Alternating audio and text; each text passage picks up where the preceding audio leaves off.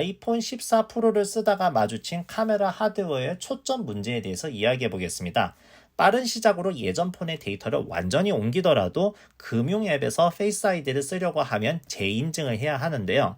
예를 들어서 KB국민은행 앱은 이를 위해서 모바일 인증서를 재발급해야 하는데 이런 식으로 사용기기 인증을 한 다음에는 신분증 촬영을 하게 되어 있습니다. 그러면 카메라가 실행이 되어서 이런 식으로 신분증을 인식하도록 하게 되는데 아이폰 14 프로에서는 아무리 시도를 해도 제대로 인식이 안 되었습니다. 초점이 안 맞는 것이 원인인 듯해서 비교 실험을 해봤는데요. 이렇게 렌즈가 3개 달린 아이폰 세대를 준비했습니다.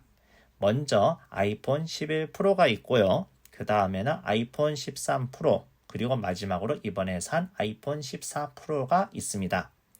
어떤 식으로 실험을 했는지 한번 보여드리겠습니다.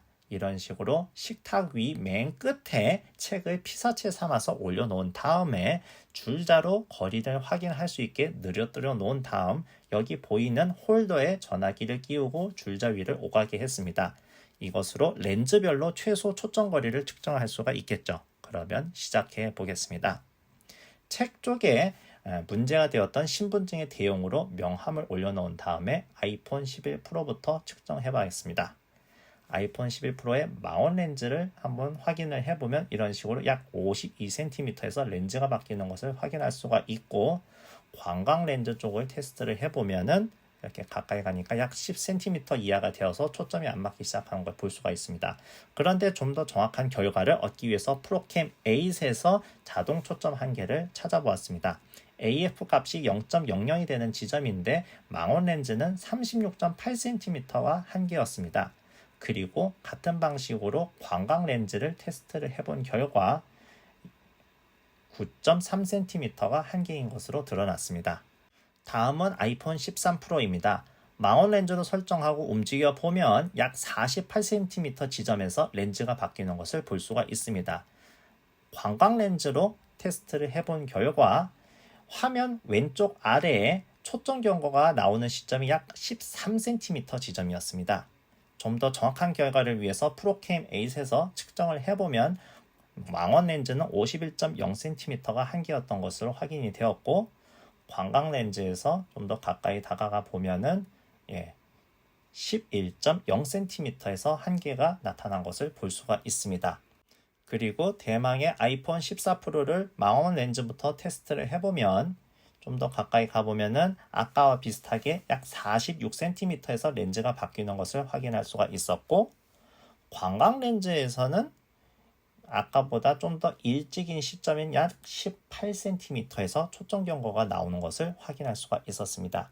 좀 더 정확한 결과를 위해서 프로캠 8에서 같은 식으로 반복을 해보니까 망원 렌즈의 경우에는 50.8cm가 한계인 것으로 확인이 되었고, 광각 렌즈 같은 경우에는 13 프로보다 상당히 이른 시점인 17.4cm가 한계인 것으로 확인이 되었습니다.